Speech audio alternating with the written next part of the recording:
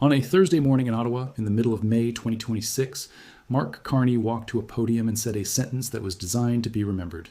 "When we master energy, we master our destiny." It sounded like a campaign line. It wasn't. It was the opening of what may be the single largest infrastructure commitment in Canadian history, a plan that Ottawa itself says could cost more than $1 trillion Canadian dollars by the year 2050. That is not a typo, and it is not political exaggeration.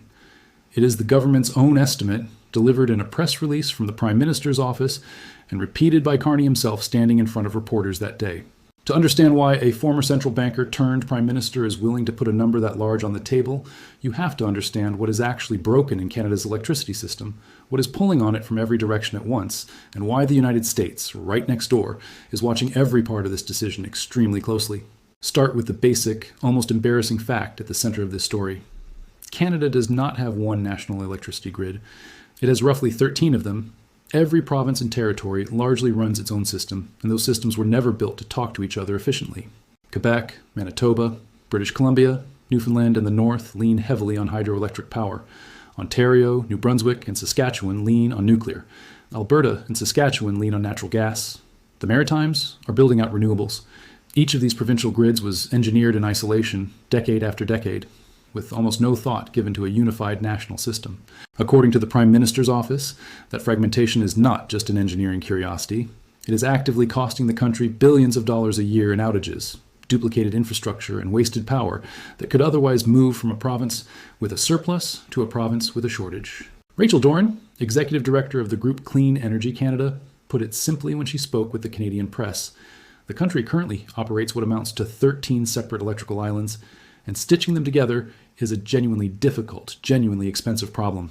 Here's the first turn in the story, and it is the one that makes the trillion-dollar price tag make sense instead of sounding insane. Canada's electricity demand is not expected to rise gradually.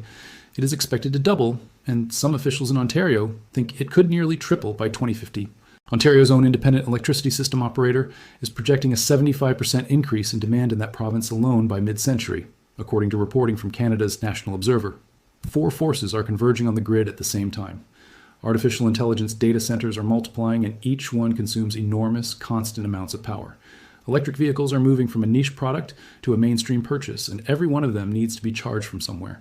Heat pumps are replacing gas furnaces in homes across the country as part of the broader shift toward electrification.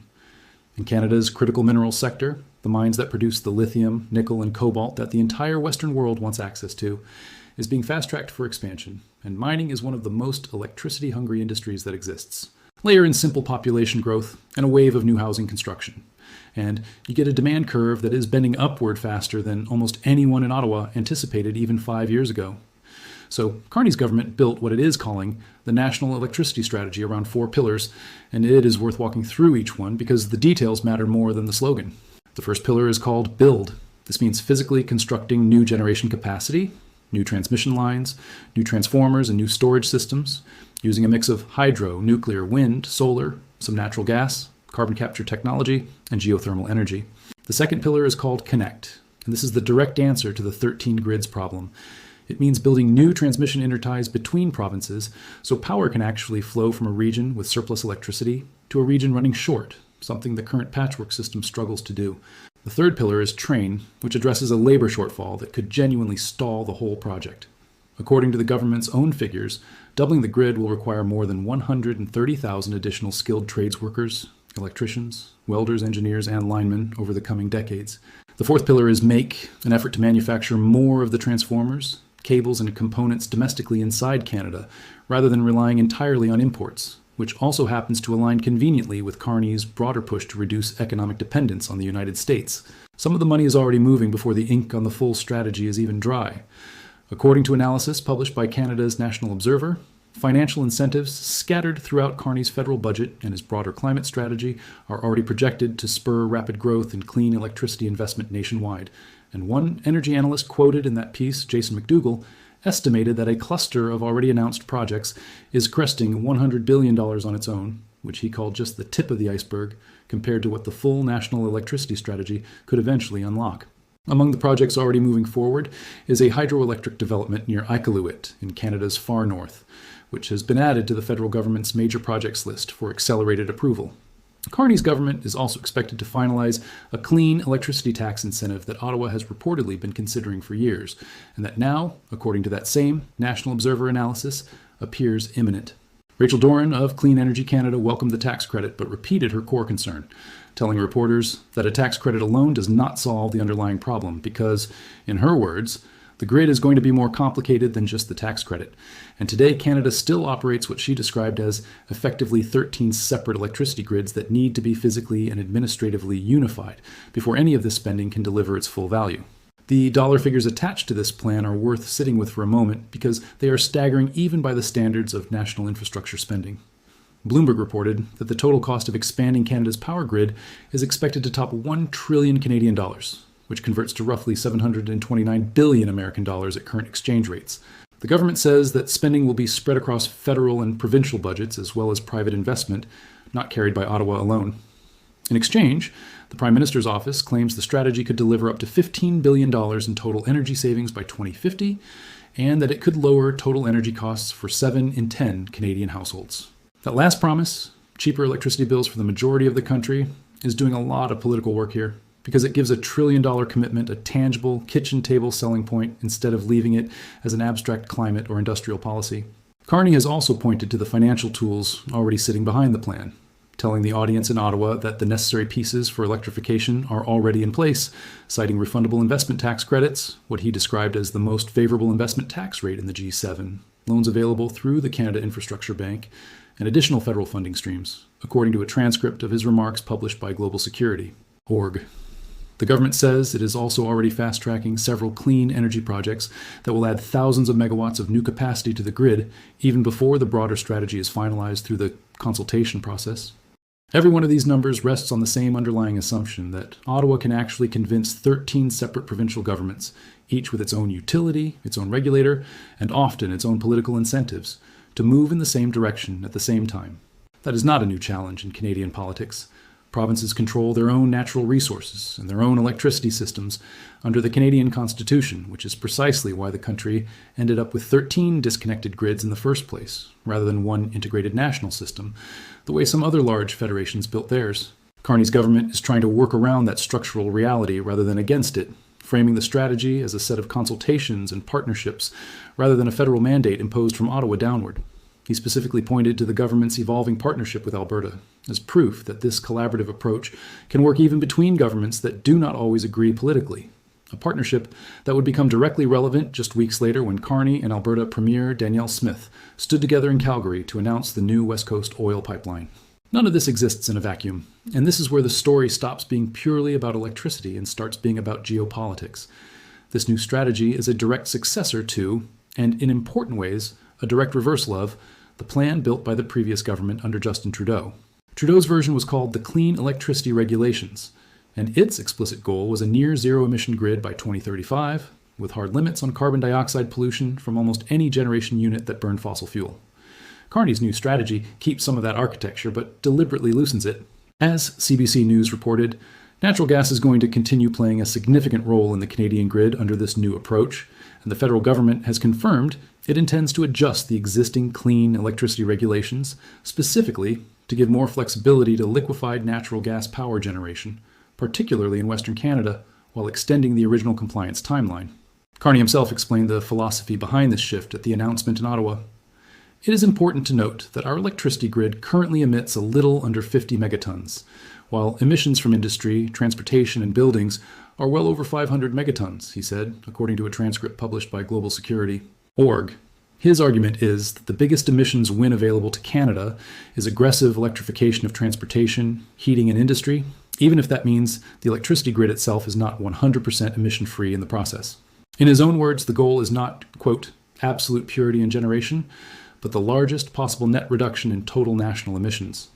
That reasoning has not gone unchallenged, and this is where the second major turn in the story arrives, because the criticism is coming from people who broadly support the goal of expanding clean electricity, not from opponents of the plan itself. Evan Pivnik, who manages the Clean Energy program at Clean Energy Canada, told the Hill Times that an expansion of natural gas use in the country could have what he called a huge impact on affordability going forward, precisely because gas prices are volatile in ways that renewables and existing hydro are not. Dale Bugan, Executive Vice President of the Canadian Climate Institute, raised a more structural concern, telling reporters that the strategy as announced is genuinely light on detail about exactly how the clean electricity regulations themselves will be rewritten, which leaves a significant amount of uncertainty for anyone trying to plan a multi-billion-dollar investment around it. And Rachel Doran, the same Clean Energy Canada director who praised the ambition of doubling the grid, also told the Canadian press that the strategy was largely silent on the fact that jurisdictions around the world are increasingly maximizing renewables and battery storage, not primarily for environmental reasons anymore, but because in almost every market on Earth, renewables paired with batteries are now simply the cheapest available source of new electricity generation. In other words, some of the loudest voices supporting a bigger Canadian grid are warning that leaning harder into gas may not even be the most economically efficient path to get there. Then, in late June of 2026, Carney made an admission that added real weight to those criticisms. In a video posted to social media, the Prime Minister acknowledged for the first time publicly that Canada's greenhouse gas emissions are going to be, in his words, higher in the next few years than they would have been under the previous government's climate trajectory. He went further, describing the old Trudeau-era climate plan as not sustainable over the long term and suggesting that clinging to it risked pulling the country apart rather than uniting it. Sven Biggs, director of the oil and gas campaign at Stand, Earth, told Global News that this appeared to be the first time Carney had publicly admitted his government was breaking with Canada's prior climate commitments. The reaction from environmental and human rights groups was sharp. Amnesty International criticized what it called Carney's alarming position, pointing to the punishing heat waves that had already killed hundreds of people across Canada and Europe that same summer. A study from the Canadian Climate Institute released earlier in the year had already found that Canada was on track to miss every one of its climate targets: the near-term 2026 interim emissions goal, the 2030 Paris Agreement commitment, and the long-term promise of net zero emissions by 2050. So the honest picture here is a government explicitly choosing energy security and industrial competitiveness over its own previously stated emissions targets, and saying so out loud, rather than quietly missing them and hoping nobody noticed. Carney's framing of that decision has been consistent, even if the underlying politics are uncomfortable. He has argued repeatedly that the old climate plan, built by the Trudeau government, risked becoming, in his description, an opportunity to pull Canada apart rather than unite it, according to CTV news coverage of his remarks. That framing positions the new national electricity strategy not just as an energy policy, but as something closer to a national unity project, an attempt to give Alberta's oil and gas workers, Quebec's hydro engineers, Ontario's nuclear technicians, and British Columbia's renewable developers all a stake in the same trillion-dollar undertaking, rather than treating clean electricity and fossil fuel production as two competing, mutually exclusive national identities, the way the previous decade of Canadian energy politics often did. Whether that framing actually holds the country together, or simply papers over a genuine and growing divide between provinces that want to move faster on climate and provinces that want to move faster on oil and gas production, is a question that the coming months of consultation are likely to test directly. There is also a nuclear dimension to this story that reveals something about Carney's own background. During the 2025 federal election campaign, Carney pledged to make Canada what he called the world's leading energy superpower, promising faster project approvals and a unified national clean electricity grid as part of that pitch. Notably, while his eventual national electricity strategy document does not single out nuclear power by name as a headline pillar, Carney personally praised nuclear energy during the first leaders' debate of that campaign. And according to Canada's National Observer, he referenced companies in the nuclear sector that he had previously worked with during his time at Brookfield Asset Management before entering politics. That connection has not escaped notice. A coalition of civil society and First Nations groups sent Carney a letter in 2025 explicitly urging him to drop nuclear power from his energy plans altogether. In response, Natural Resources Canada told the National Observer that Carney remains committed to making Canada the world's leading energy superpower by, in the department's words, leveraging the full suite of energy resources and expertise available to the country.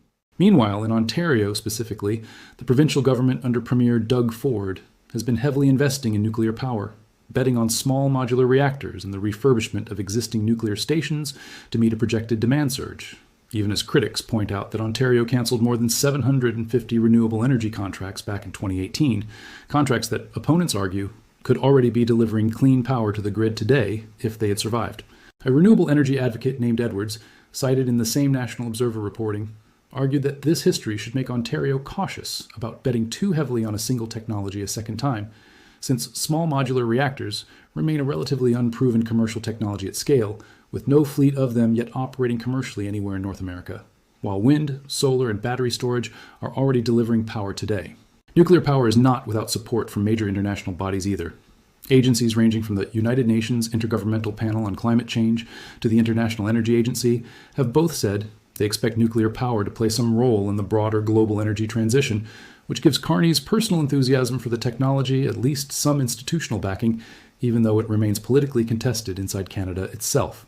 The tension between speed and caution runs through almost every part of this story, and nowhere is it sharper than in the debate over exactly how much Canada should lean on natural gas as a bridge fuel while the bigger, cleaner infrastructure gets built.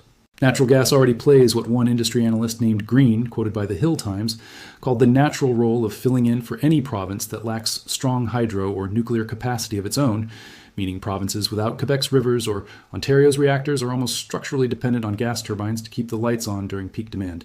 Reading the strategy closely, Green argued that the Carney government appears to be making a calculated bet that gas, paired eventually with carbon capture technology, is simply more realistic in the near term than trying to build enough wind, solar, and battery storage fast enough to meet a demand curve that is already bending upward.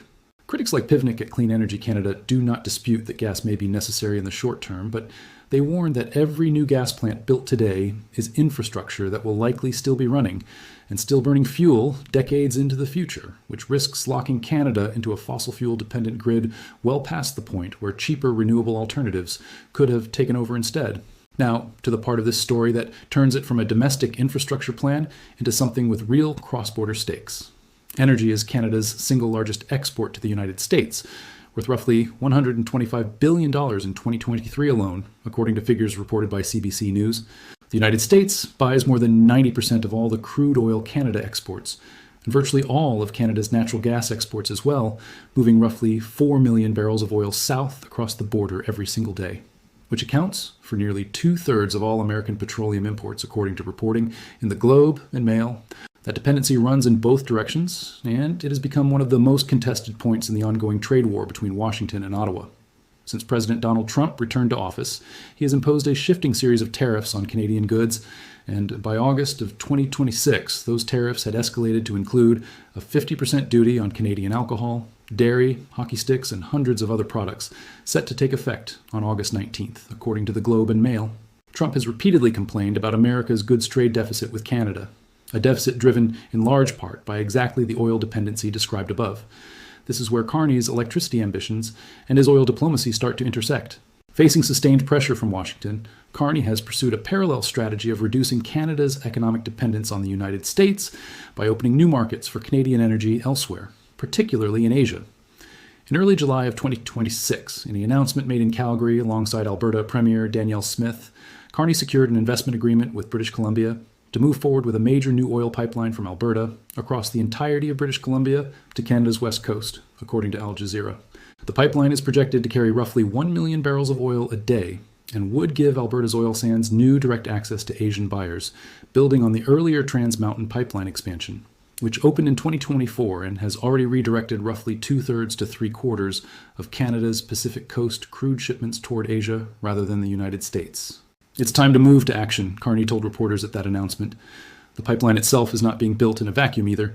It follows a pattern set by an earlier Canadian Prime Minister who approved the expansion of the existing Trans Mountain pipeline from Alberta to the southern coast of British Columbia, while separately rejecting a different proposed route known as the Northern Gateway Project, after sustained opposition from environmental groups and Indigenous communities. Since that Trans Mountain expansion opened in 2024, roughly 2/3 to 3/4 of the crude oil shipped out of Canada's Pacific Coast has already been heading to Asian buyers rather than the United States, according to Al Jazeera, meaning the new Alberta to British Columbia pipeline Carney announced in July is less a first step than an acceleration of a diversification trend that was already underway. Carney has set an explicit goal, reported by the Globe and Mail, of doubling Canada's non-American energy exports, a target that ties directly back to his stated desire to reduce the country's economic exposure to any single trading partner, especially one currently engaged in an active tariff war against Canadian goods. Not every observer is convinced this is smart economics. An analysis published by Chatham House in early August of 2026 argued that Carney's pipeline strategy amounts to what the piece bluntly called a bad bet for Canadian taxpayers, noting that Carney's government has steered national energy policy away from emissions reduction and toward maximizing fossil fuel exports largely out of political necessity, given how exposed Alberta's oil and gas sector, which produces roughly 3/4 of Canada's total output, has become to Trump's trade war. The single most sensitive question hanging over all of this, the one that connects the trillion-dollar domestic electricity plan directly back to Washington, is whether Carney would ever use Canadian energy exports themselves as a bargaining chip against Trump's tariffs. And, on this question, Carney has visibly wavered. Following a meeting with Canada's 13 provincial and territorial premiers in Charlottetown in late July of 2026, Carney told reporters that, quote, everything is on the table, referring to Canada's possible response if no trade deal was reached by the August 19th tariff deadline, as reported by CBC News. That statement alarmed Alberta Premier Danielle Smith, who publicly warned against what she called a very dumb decision, pointing out that the Line 5 pipeline, which carries roughly 540,000 barrels of oil and natural gas per day across the Canada-U.S. border through Michigan, could become a target for American retaliation, cutting off aviation fuel, diesel, and gasoline supplies to Ontario and Quebec in the process. Just days later, speaking to reporters in Red Deer, Alberta, Carney appeared to walk the threat back. I don't see the value of doing it, he said, according to CP24. Being a reliable supplier is important. Canadians are reliable. Canadians can be trusted. And so, when you're a supplier of a key commodity, a key service, you've got to think really hard about not supplying. Not every premier agrees with that caution. Ontario Premier Doug Ford has been the most vocal proponent of using energy as leverage, having threatened as far back as the spring of 2025 to, in his words, turn off the lights for the roughly 1.5 million Americans who rely on electricity imported from Ontario. At the Charlottetown meeting, the premiers of New Brunswick, Quebec, and Ontario indicated they believed everything should remain on the table, while Alberta and Saskatchewan flatly shut the door on the idea. Eric Miller, a cross-border business consultant quoted by the Globe and Mail, noted that this kind of public disagreement among the provinces itself weakens Canada's negotiating hand, since Washington can see plainly that Ottawa does not have a unified position on whether energy should ever be used as a weapon in the trade dispute. Trump himself has added to the uncertainty on the American side, telling reporters at one point that he had not yet decided whether his broader tariff package would even apply to Canadian oil imports, saying only that the decision would depend on whether Canadian energy was, in his words, priced properly. A comment that left Alberta's oil-dependent economy in a prolonged state of uncertainty heading into the tariff deadline. That uncertainty is not new to Alberta's oil industry. Energy is Canada's largest single export category to the United States, and Alberta, which produces roughly 3/4 of the country's total oil and gas output, has been sitting in what one CBC report from January of 2025 described as the crosshairs of the trade war since before Trump had even returned to office for his second term. Jackie Forrest, executive director of the ARC Energy Research Institute in Calgary, described the mood in the province at that time as one of real concern, though not yet outright panic, because there remained some possibility the harshest tariffs would never actually be applied to oil specifically. That possibility narrowed considerably as 2026 wore on. And it is precisely that narrowing window that has pushed Carney toward pipelines, Asian markets, and a trillion-dollar domestic grid overhaul all at the same time. 3 different strategies aimed at the same underlying goal of making Canada less vulnerable to decisions made in Washington. So where does that leave the actual electricity strategy that started this whole story back in Ottawa in May?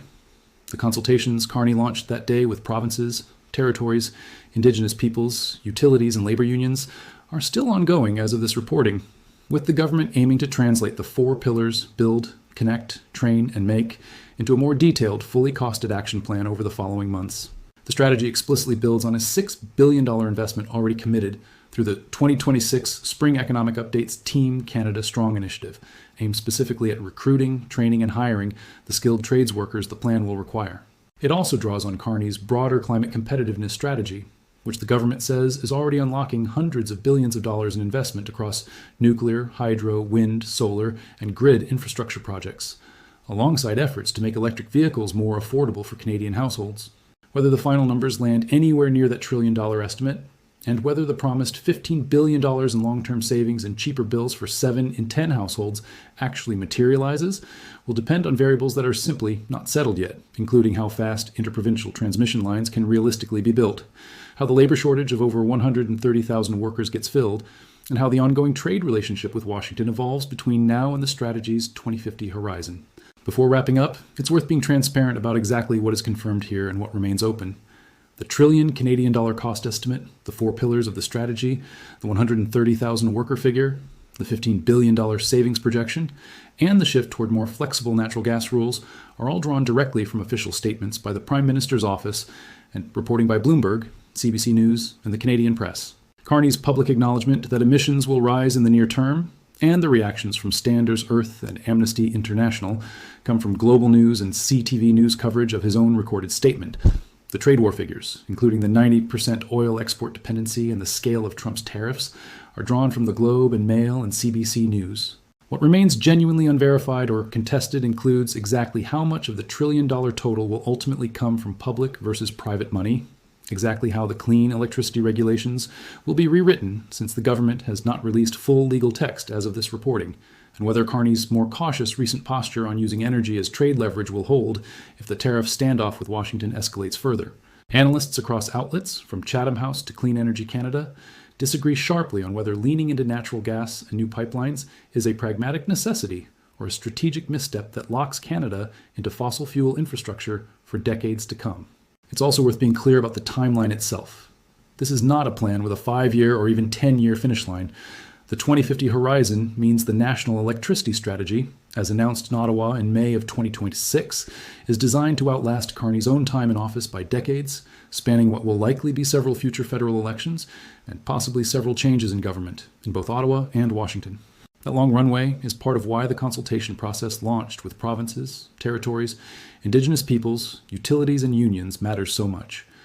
A $1 trillion infrastructure commitment that depends on cooperation from 13 separate provincial governments, sustained federal funding across multiple future administrations, and a stable enough trading relationship with the United States to keep Alberta's oil revenue flowing in the meantime, is inherently fragile in ways that a shorter-term policy would not be. Any one of those pillars, a change in provincial government, a funding shortfall, an escalation in the trade war, or a slower-than-expected build-out of transmission capacity, could push the actual delivery date well past 2050. Or shrink the scope of what eventually gets built compared to what was promised in that Ottawa announcement. For now, the closest thing to a scoreboard is the set of consultations Carney's government promised to run over the following months. Those sessions are meant to translate the 4 pillars, build, connect, train, and make, into legally binding regulatory changes, updated clean electricity regulations, and a finalized funding structure that spells out exactly how much of that $1 trillion figure comes from federal taxpayers, how much comes from the provinces, and how much is expected from private investors betting on Canada's electrification. Until those details are locked in, the $1 trillion number remains, by the government's own admission, an estimate rather than a budget, and the $15 billion savings projection remains a modeled outcome rather than a guarantee. What do you think Ottawa should be doing here? Betting $1 trillion on doubling the grid while also expanding oil pipelines to Asia, or picking one lane and committing to it fully? Let us know where you land on this one. Thanks for watching, and we'll see you in the next one.